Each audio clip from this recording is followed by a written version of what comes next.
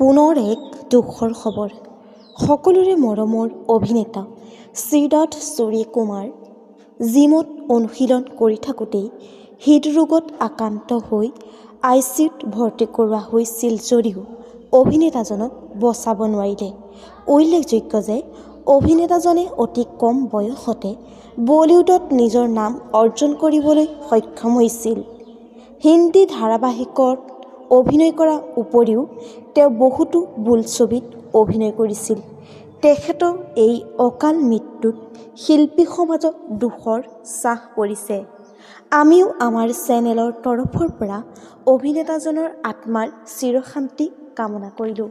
বন্ধু-বান্ধৱীসকল, ভিডিঅ'টো আছিল ইমানেই।